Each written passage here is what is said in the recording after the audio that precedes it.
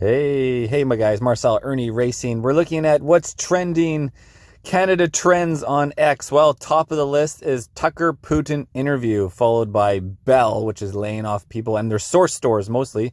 Politics is Russia, politics is Ukraine, politics is make Canada great again, and so on. Let's dive in, guys, into the Putin. This is the day after February 8th, the threat I think you're referring it's to wild is a because Russian invasion of... the amount of views now is, when I last looked, it was 33 million, and now it's well over 100. But let's take a... Oh, before I do, this is a good little part of it. Although ultimately not surprising, interesting tidbit at 45 minutes when Putin remarks that Tucker wanted to join the CIA at some time in the past. And, quote, "We should thank God they did not let you in." That was a good one. Although it is a serious organization, I understand. My former vis-a-vis in the sense that I served in the... With the backing of whom? The CIA. With the backing of CIA, of course. The organization you wanted to join back in the day, as I understand. Yeah. We should thank God they didn't let you in. Although it is... And here's another little good section. Without territorial aspirations and no tangible national interest, support for the war is nothing more than a money laundering operation. Our leaders are pushing us to the brink of nuclear conflict for personal monetary gain. Think about it. Journalists, those who are engaged in real politics, just smart people, understand perfectly well that this is a fake. They're trying to fuel the Russian threat. The threat I think you're referring to is a Russian invasion of Poland, Latvia, expansionist behavior. Can you imagine a scenario where you send Russian troops to Poland?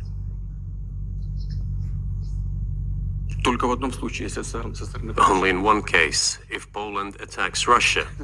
Why?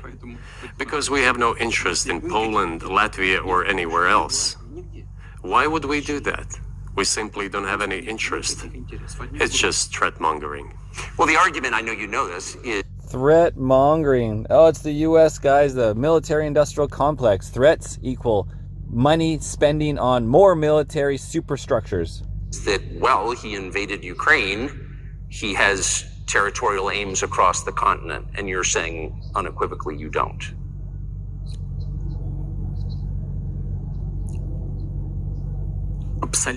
Это абсолютно исключено. It is absolutely out of the question. You just don't have to be any kind of analyst. It goes against common sense to get involved in some kind of a global war. Bam! Well said, well said. Okay, we finally made it here to Tucker's page. How many views now, guys? Where is the view count? What's going on here? 135 million views. Just think about that for a moment. How many people is that? In 2021, the population of Canada was 38,246,108. In 2021, the population of Germany was 83,190. In 2021, the population of Russia was 143,449,286. In 2021, the population of Mexico was 126,705,000. Okay, so there's a little perspective. Literally the entire population of Mexico and more has watched the Tucker Carlson interview. Obviously, that's just giving representation. Global war. And a global war will bring all humanity to the brink of destruction. It's obvious. Yep, that's finishing off the answer to, like, why would I want to get into Latvia or Poland? As you know, initially, the president of Mexico, Sisi, did not want to open up the gate to allow humanitarian. Oh, yeah, sorry, just had to throw this in here, you know, he got, again, this is Joe freaking Biden, guys. Old senile man running the warmongering campaign as the front face. And for those that missed the Nazification about what is denazification, the Canadian Parliament introduced a man who, as the Speaker of the Parliament said, fought against the Russians during the World War II. Well, who fought against the Russians during the World War II? Hitler and his accomplices. It turned out that this man served in the SS troops. He personally killed Russians, Poles, and Jews. Unbelievable, guys, huh? That this is real life. This is real life. Served in the SS troops. He personally killed Russians, Poles, and Jews. The SS troops consisted of Ukrainian nationalists who did this dirty work. The president of Ukraine stood up with the entire Parliament of Canada and applauded this man. Yep, that's How right. can this be imagined? And another clip where Putin talks about clear words, Ukraine is a satellite state of the USA. I already said that we did not refuse to talk. We're willing to negotiate. It is the western side, and Ukraine is obviously a satellite state of the US. It is evident. I do not want you to take it as if I'm looking for a strong word or an insult, but we both understand what is happening. Bam. The war of propaganda, it is very difficult. Here we go.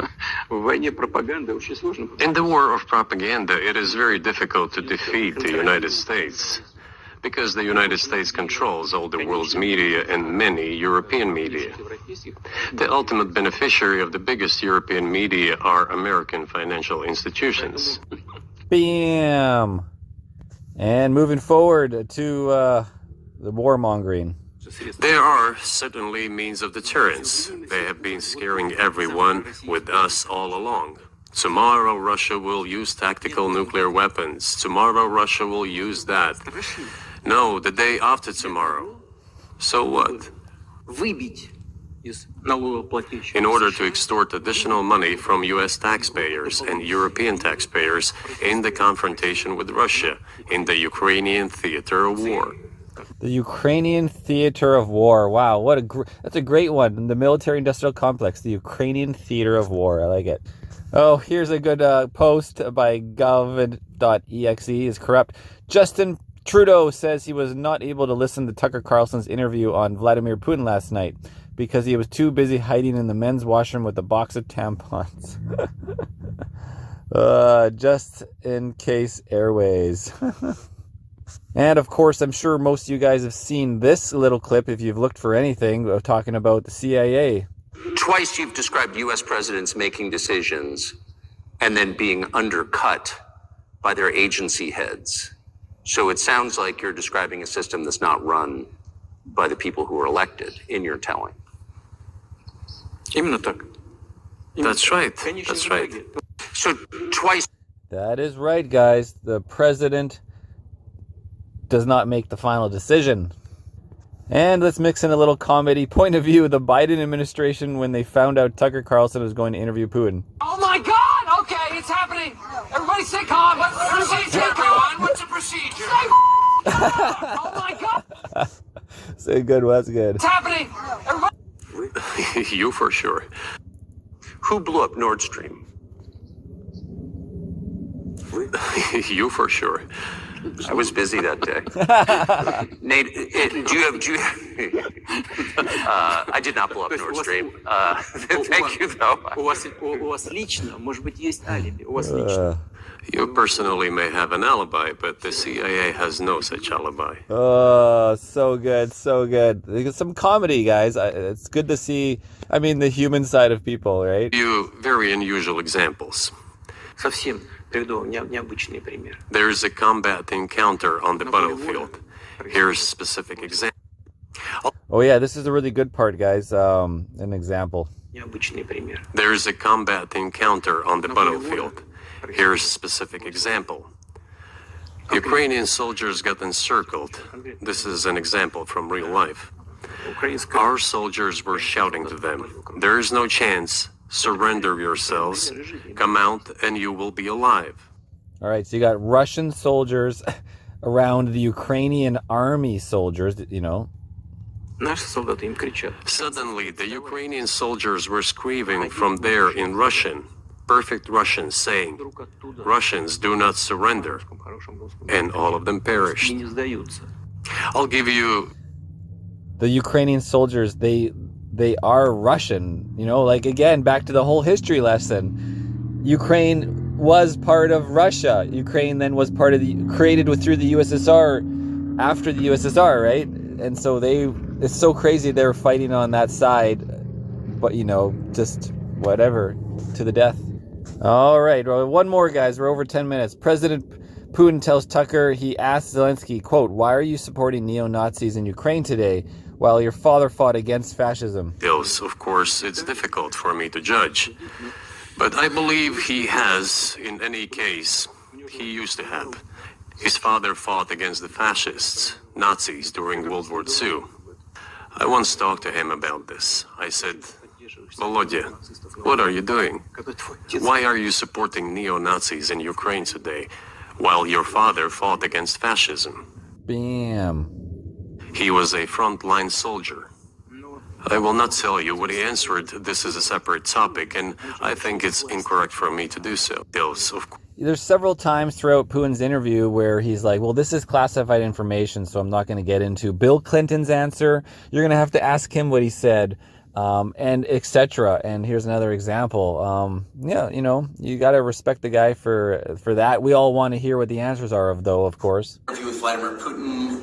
We're in an ante-room in the Kremlin, waiting for our car to come, having a cup of coffee. I'm sitting here with the folder, kind of old-fashioned, I haven't even opened it yet, of documents that Putin gave me. I've got my nighttime reading. That was quite an interview.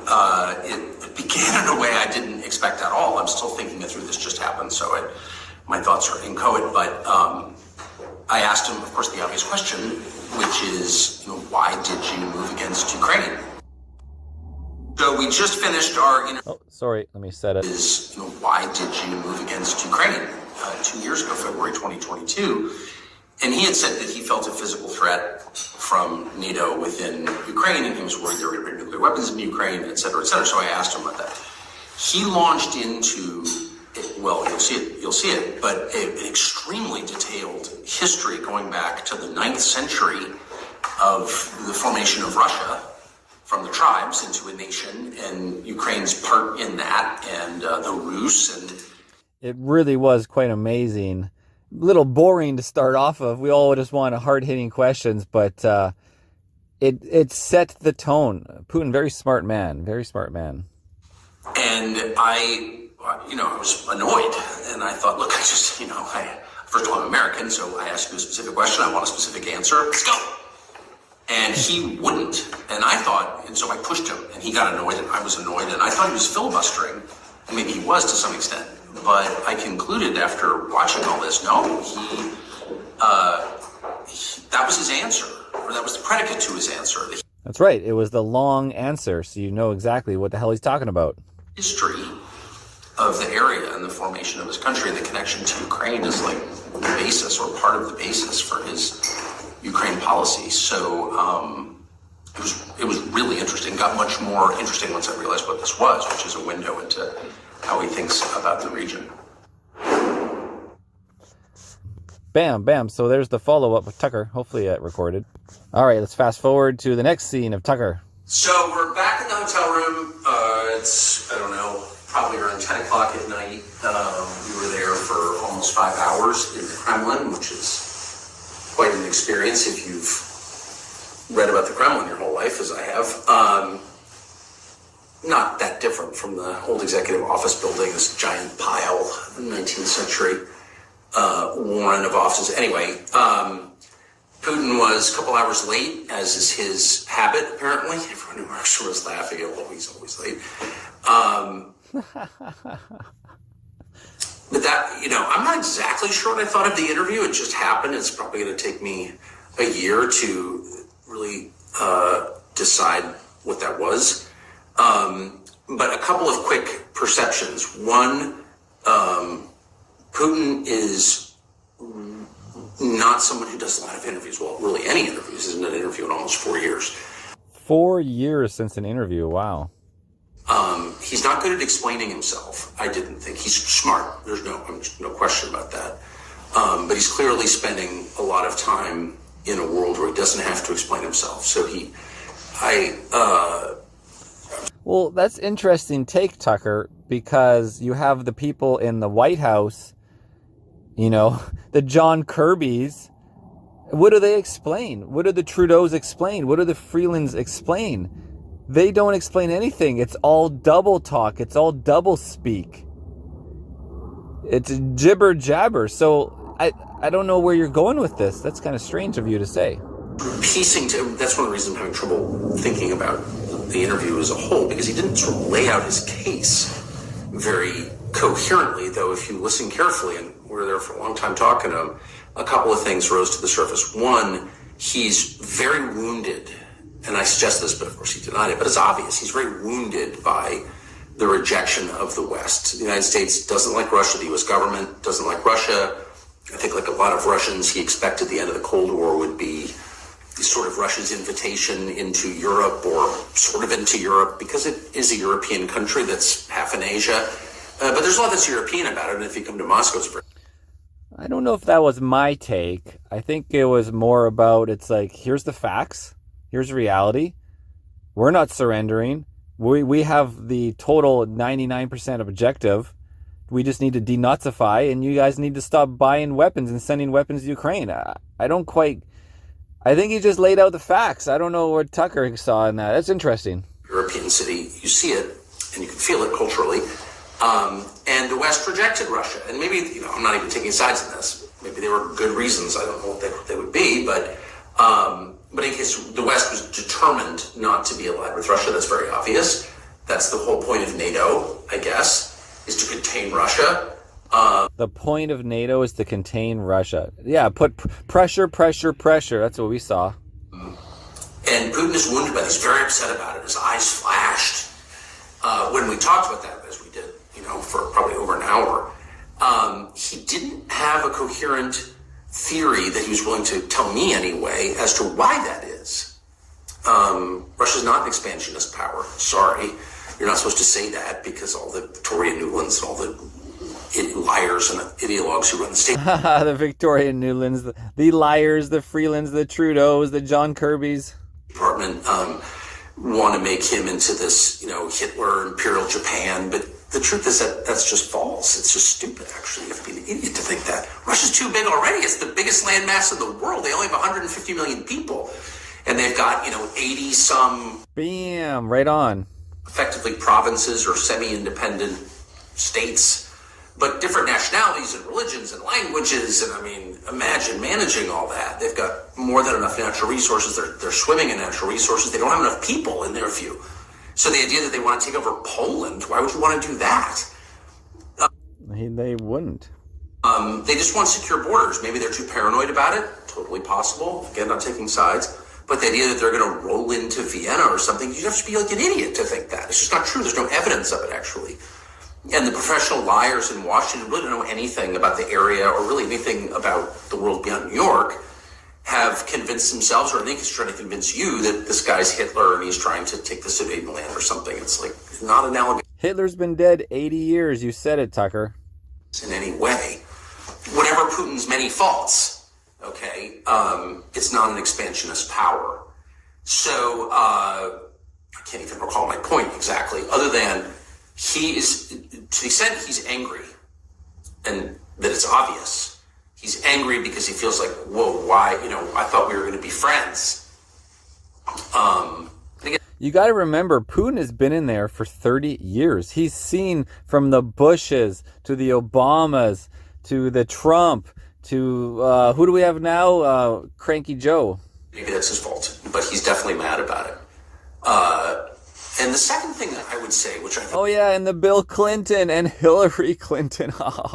was kind of really striking, is that he was willing to admit that he wants a peace deal in Ukraine, and sort of give it away and just sort of say that out loud. He said it a couple of different times. Again, maybe he's lying in ways I didn't perceive, but he kept saying it, and I don't know why he would say it if he didn't mean it. And of course there is, as a matter of fact, there is evidence overwhelming that there was a peace deal or part of a peace deal at the beginning of peace talks, a settlement of some sort on the table a year and a half ago. It's because Putin is not part of the bankers, the elite Jewish bankers that are running the world. which is running the military-industrial complex, lending the money, spending the money, increasing the reserve. That the former Prime Minister of Great Britain, Boris Johnson, scuttled on behalf of the Biden administration and convinced Zelensky and the Ukrainian government not to enter into these talks. I mean, that's kind of an established fact. The Israelis were there, they revealed this, and that happened. So, but Putin, for his part, again, even talking about Putin, you feel like I'm flacking for Putin. I'm from La Jolla, California, I'm flacking for Putin. Please. I'm just trying to assess this rationally. It's interesting that he's willing to say, yeah, I want some kind of settlement. And the final thing I'll say is that if you're wondering who the lunatics are, U.S. officials have said on the record and have said to me, and are telling a bunch of people that part of the terms have to be Russia giving up Crimea. Yeah, absolutely ridiculous. Like, Russia has won the war. It is already over. Now it's just how many more people is Ukraine going to throw into the meat grinder? And without getting into the whole history of Crimea, here are the facts. It's, the home of Russia's warm water fleet. It's got a Russian population. They had a referendum. It chose Russia. It's part of Russia. It's where Russian wine comes from. So you could like that or not like it. But the fact is Putin would go to war, nuclear war, if it came down to Crimea. So and by the way, Crimea was in Russian hands at the beginning of this war. So it's like, if you really think that a condition of peace is that Putin's going to give up Crimea, then you're like a lunatic, and they are. They are lunatics. You're John Kirby's representing the U.S. Biden administration. They want a weak leadership in Russia, and the question is, why would you want that? How is that good for the United States? I'm not defending Russia. I'm defending my own country. A weak central government in a nation with the world's largest nuclear stockpile is insane, especially a country as large and potentially fractious with this many languages, ethnicities. Yeah, it would be way better to have like the leader of North Korea running this show, huh? 20% Muslim population. You're just going to sort of let the nuclear stockpile Or isn't it? It's his sister running the whole show, right? look free and hope the best thing happens. You're a freaking nutcase if you desire that. And we are run by nutcases. The president and that poisonous moron, Victoria Nuland. Oh, we're going to depose Putin. Well, then what happens? Oh, brilliant, Tucker. The absolute moron, Victoria Nuland. Oh, the evil witch that goes along with the other witch of Canada, Freeland. What happened in Libya when we deposed and allowed, Gaddafi to be murdered? What happened in Iraq when we brought Saddam to justice? Those countries fell apart and they've never been rebuilt again. In Afghanistan, we took out the central government and they came back. It's still run by the Taliban. So our track record of knocking out the leader, which is very easy to do, is spotty at best. Things don't always get better. And to do that to Russia, the largest landmass in the world with the largest nuclear arsenal, you're on drugs if you think that's a good idea. Bam! Thank you, Tucker. We're going to end right there, guys. I'm sure there's so much more to look, but we're at 23 minutes. This is Ernie Racing. There was the immediate afterthoughts of Tucker. That's the first time seeing it for me, too.